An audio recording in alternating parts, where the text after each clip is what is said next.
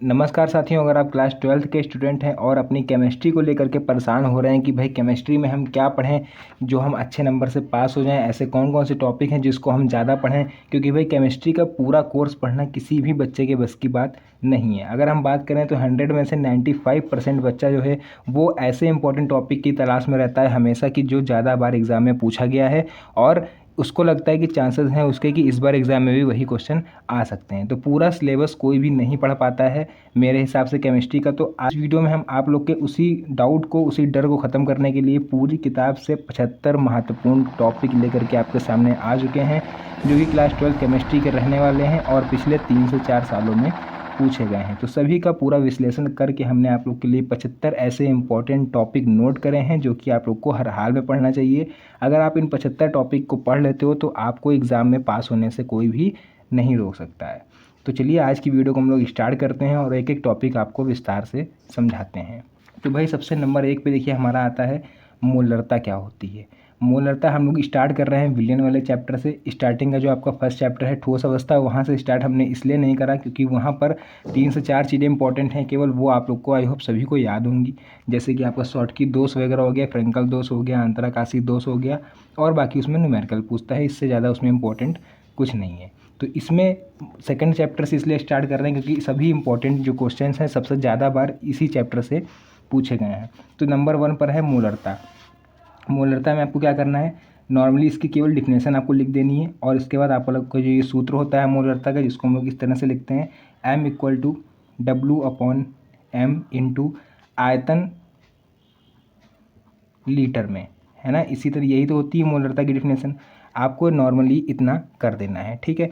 तो ये हो गई हमारी मोलरता की डिफिनेशन। अगर सेकंड हम बात करें, यहाँ पर मोलरता दिया हुआ है तो अगर हम लोग मोलरता लिखना चाहें तो मोलरता की हम लोग क्या लिख सकते हैं, इसको हम लोग m से लिख देंगे, इक्वल टू हो जाएगा हमारा W/m इंटू, इसमें होता है भार किलोग्राम में। एक नॉर्मल सा अंतर होता है मोलरता और मोलरता में। तो ये जो हो गई भाई, ये हमारा ऊपर हो गया मोलरता और नीचे वाली की अगर हम बात करें तो ये मेरा हो जाएगा मोललता, ठीक है। तो ये अंतर होता है दोनों में बेसिक, इसका फॉर्मूला आप लोग को दिख रहा होगा। तो ये हो गई हमारी मोलरता, ये हो गई मोललता, ठीक है। तो दोनों का फॉर्मूला हमने लिख दिया। नेक्स्ट हमारा इंपॉर्टेंट टॉपिक तीसरा कौन सा है, देखिए मोल प्रभाज या फिर इसको हम लोग बोलते हैं मोलन्स। तो अगर इसके फॉर्मूले की हम लोग बात करें, मोलर प्रभाज का फॉर्मूला क्या होता है, तो भाई वो आप लोग नोट कर लीजिए साथ में, इसीलिए हम भी नोट कर रहे हैं। मोलन्स का जो फॉर्मूला होता है वो 2 टर्म में होता है। एक होता है XA करके, उसको आप लोग लिख सकते हो Na/Na+NB। तो एक तो आप लोग इस तरह से लिख सकते हो, ठीक। दूसरा इसी में एक और होता है, वो आप लोग लिखोगे XB, वो इसी का ही पार्ट होता है, ठीक है, अलग नहीं होता है। लिख सकते हो NB/Na+NB। तो ये 2 फॉर्मूले होते हैं मोलर प्रभाज के। आप लोग क्या करोगे, डिफिनेशन लिखोगे और इसका नॉर्मली जो फॉर्मूला होता है वो लिख दोगे, बस आपको पूरे नंबर एग्जामिनर दे देगा। तो उसके बाद अगर हम बात करें और इम्पोर्टेंट टॉपिक मेरे कौन कौन से हैं, तो नेक्स्ट है हमारा वाष्प दाब में आपेक्षिक अवनमन। तो भाई इसका फॉर्मूला क्या होता है, अगर हम लोग बात करें तो इसका कोई भी फॉर्मूला नहीं होता है, ये पूरा थ्योरी बेस्ड है, तो इसको आपको अच्छे से याद करना पड़ेगा। उसके बाद 5 नंबर पे मेरा आ जाता है राउल्ट का नियम। तो राउल्ट के नियम पर तो एक हमने स्पेशल अलग वीडियो बना दी है, लेकिन इसमें आप लोग को हम बता रहे हैं केवल फॉर्मूले इसके। तो भाई राउल्ट के नियम का भी फॉर्मूला देख लो क्या होता है, P0 - PS/P0 इक्वल टू हो जाएगा n/n प्लस N। तो ये हो गया हमारे राउल्ट के नियम का फॉर्मूला। तो आपको क्या करना है, जितने हम फॉर्मूले आपको बताते चल रहे हैं साथ में आप नोट करते चलो, क्योंकि स्क्रीनशॉट लोगे तो सब एक ही में मिक्स हो जाएगा। तो आप लोग नोट करते चलिए। उसका नेक्स्ट हमारा इंपॉर्टेंट टॉपिक हो जाएगा क्वथनांक में उन्नयन। इसका भी एक अपना अलग फॉर्मूला होता है, उसका फॉर्मूला देख लो। क्वथनांक में उन्नयन का क्या होगा, तो हम लोग इसको डिनोट करेंगे डेल्टा TB से, इक्वल टू होता है 100 into KB into small w, upon में हो जाएगा capital M into capital W। तो ये होता है हमारा भैया क्वथनांक में उन्नयन का, ठीक है। तो ये 6 इंपॉर्टेंट टॉपिक हैं। और देख लो नेक्स्ट हो जाएगा हमारा हिमांक में अवनमन। तो अब हम लोग बात करें भाई इसका फॉर्मूला क्या होगा, तो इसका फॉर्मूला आप लोग देख लोगे। इसका फॉर्मूला हो जाएगा हिमांक में अवनमन का डेल्टा TF से इसको हम लोग डिनोट करते हैं। फॉर्मूले की बात करें तो 100 into KF into small w upon में small m into capital W। तो ये हो जाएगा बच्चों हमारा हिमांक में अवनमन। ठीक है। उसके बाद नेक्स्ट हमारा आ जाता है परासरण दाब किसे कहते हैं। परासरण दाब किसे कहते हैं, ये होता है हमारा जो प्रेशर होता है उसको बोलते हैं। तो इसकी आपको केवल डिफिनेशन पढ़ लेनी है, ठीक है। इसका कोई भी फॉर्मूला नहीं होता है। उसके बाद हम लोग बात करते हैं वान हाफ गुणांक की। तो ये सिलेबस में नहीं था आप लोग के 2023 तक, लेकिन इस बार जो एग्ज़ाम हुए हैं 2024 में उसमें ये टॉपिक पूछा गया है वान हाफ गुणांक। तो मे भी चांसेस हैं कि इस बार 2025 में भी आप लोग के एग्ज़ाम में ये वान हाफ गुणांक वाला टॉपिक पूछ सकता है। इसका कोई भी अपना एग्जैक्ट फार्मूला नहीं होता है, इसकी केवल डिफिनेशन है, तो उसको आप लोग को अच्छे से पढ़ लेना है। नेक्स्ट अब हम लोग अगर अगले टॉपिक की बात करें तो वो हो जाता है 10th टॉपिक, हेनरी का नियम। तो हेनरी के नियम की अपनी एक डिफिनेशन होती है और इसका फॉर्मूला होता है जिसको हम लोग बच्चों बोलते हैं स्मॉल m इक्वल टू के एच पी। तो ये हो जाता है इसका सूत्र, जो कि आपको लिखना ही लिखना है एग्ज़ाम में। इसको लिखे बिना आपको नंबर एग्जामिनर नहीं देने वाला है। उसके बाद नेक्स्ट हम लोग बात कर लें अगला, तो 11 टॉपिक हमारा हो जाएगा मोलर चालकता।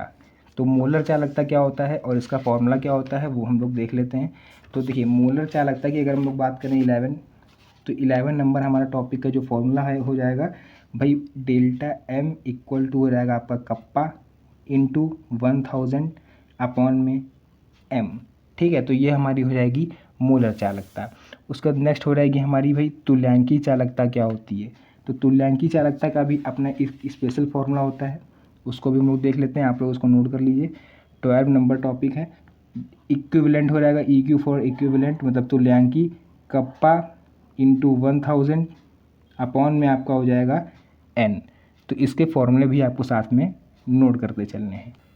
नेक्स्ट उसके बाद देखिए 13 नंबर मेरा टॉपिक है कोलराउस का नियम क्या होता है। तो वैसे तो हमने इस पर अलग से सब पे अलग से वीडियो बना रखी है, तो आप लोग चाहो तो वहाँ विस्तार से पढ़ सकते हो, जिसका लिंक आप लोग को नीचे डिस्क्रिप्शन बॉक्स में मिल जाएगा, आप लोग वहाँ पढ़ लीजिएगा। लेकिन कोलराउस के नियम की अगर हम लोग बात करें तो भाई देखिए कोलराउस का नियम हमारा क्या कहता है। कोलराउस का नियम 13 नंबर टॉपिक है। कोलराउस का नियम हमारा कहता है किसी वैद्युत अपघट्य की अनंत मतलब इन्फिनाइट तनुता पर, वैद्युत अपघट्य हो जाएगा मेरा NaCl। ठीक, किसी वैद्युत अपघट्य की, इस तरह से लिखेंगे, किसी वैद्युत अपघट्य की अनंत तनुता पर जो मोलर चालकता होती है वो किसके बराबर होती है, उसके धनायन, ठीक, तथा ऋणायन की अनंत अनंत चालकता के बराबर होती है। तो यहाँ पर आप लोग इसको इस तरह से लिख सकते हो। तो ये हो जाएगा बच्चों हमारा कोलराउस का नियम। ठीक, तो इसको आप लोग नोट कर लो। नेक्स्ट देखिए उसके बाद हमारा हो जाएगा 12 नंबर है फैराडे का वैद्युत अपघटन नियम। तो फैराडे का वैद्युत अपघटन नियम जो होता है ये आप लोग को पता होगा कि ये हमारा स्पेशल, इसके 2 नियम होते हैं फैराडे के, वो आपको यहाँ पर लिख देने हैं। ठीक, 15 नंबर टॉपिक है मानक इलेक्ट्रोड विभव। तो इसको आप लोग अगर चाहो तो इसको स्किप कर सकते हो, लेकिन स्किप इसलिए नहीं करो क्योंकि 2022 में ये पूछा गया है, उसके बाद से ये नहीं पूछा गया है।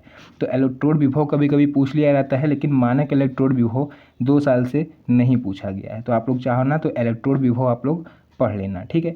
नेक्स्ट हमारा हो जाएगा नेनस्ट समीकरण, मतलब नेनस्ट इक्वेशन क्या होती है। तो आप लोग इसको देख लो, नेनस्ट इक्वेशन जो होती है उसको हम लोग किस तरह से लिखेंगे। तो नेनस्ट इक्वेशन जो होती है हमारी वो हो जाएगी E equal to E0 minus 2.303 RT। इसी तरह से होती है ना NF, साइड में आप लोग लिखोगे log 1/mn प्लस, ठीक है। तो ये धनायन होता है लास्ट में।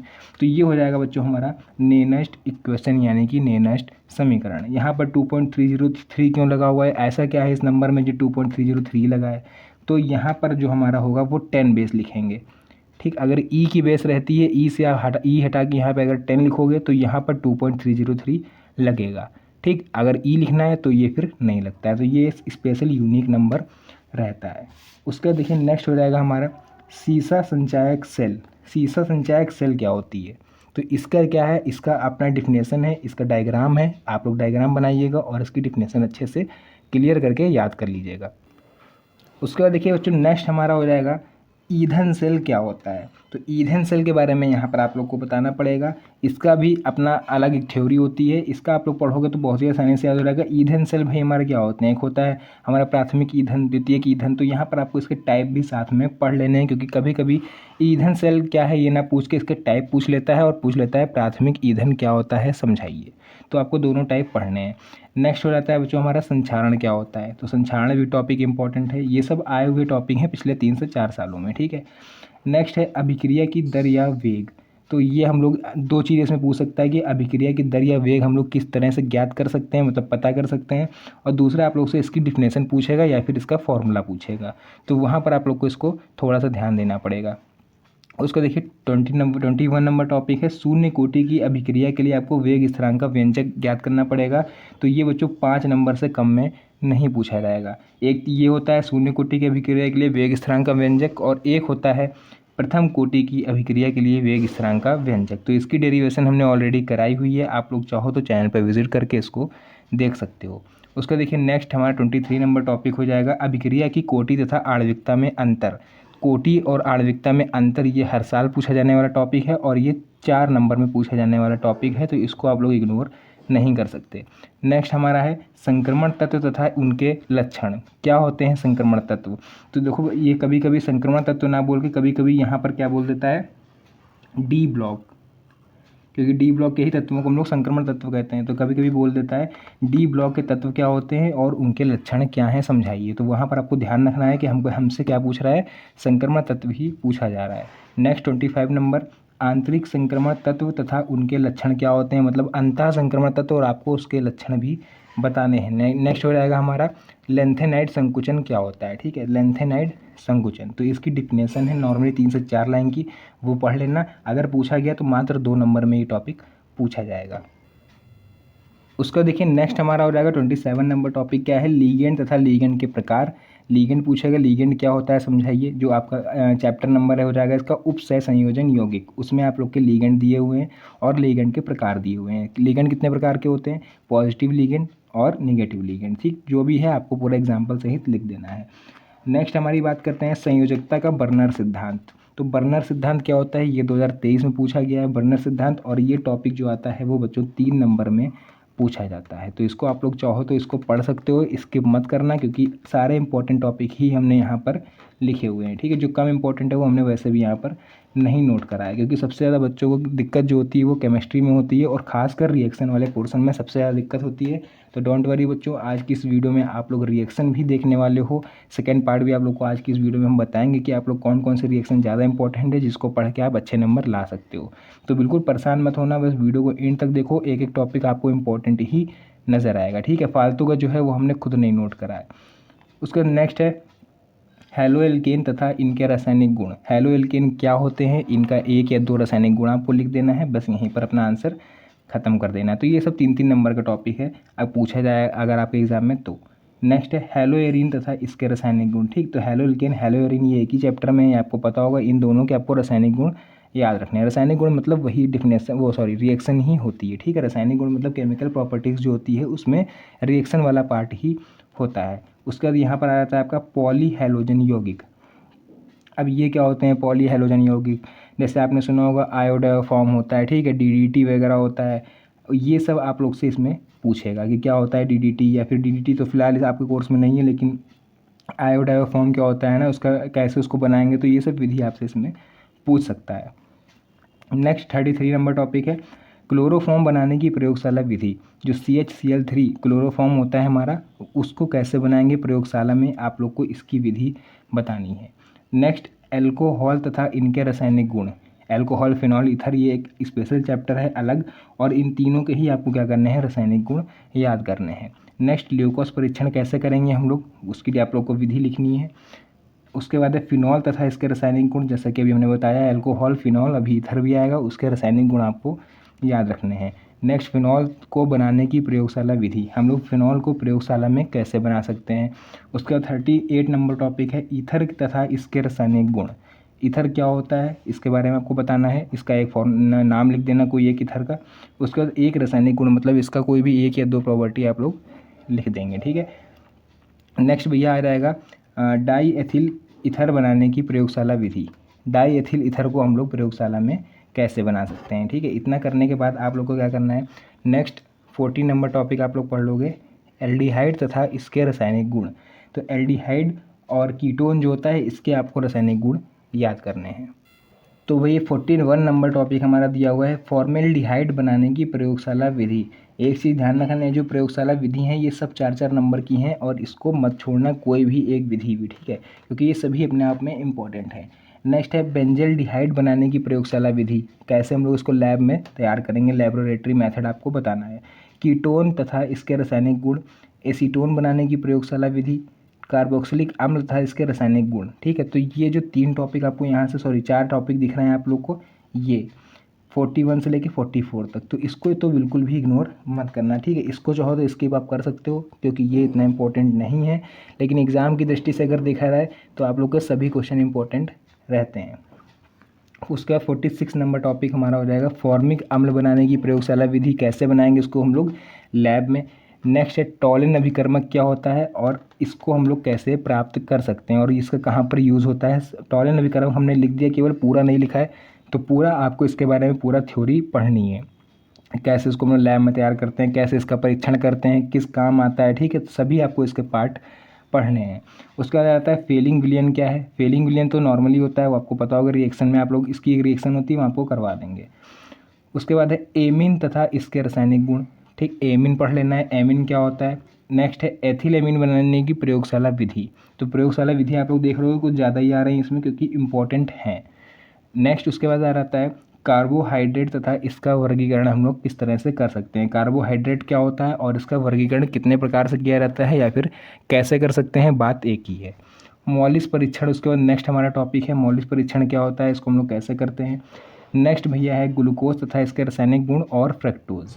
तो ग्लूकोज और फ्रक्टोज से रिलेटेड जितने भी टॉपिक हैं उसको मत छोड़ना क्योंकि एग्जामिनर की नज़र सीधे ऐसे टॉपिक पर ही सबसे ज़्यादा पड़ती है और इसको एग्ज़ाम में वो ज़रूर से ज़रूर देता है। तो इस तरह से भाई 54 टॉपिक हमने अपने कवर कर लिए हैं, बाकी जो अभी 21 टॉपिक और बचे हुए हैं। तो अब जो आप लोग पढ़ने जा रहे हो हमारा, तो सेकंड पार्ट तो हालांकि वो पहले स्टार्ट हो चुका है, लेकिन मेन अब यहाँ से स्टार्ट होने वाला है जो कि आपको एक भी क्वेश्चन उसमें से बिल्कुल भी नहीं छोड़ना है। तो भैया देख लो 55 नंबर टॉपिक मेरे सामने आ चुका है, सुक्रोज़।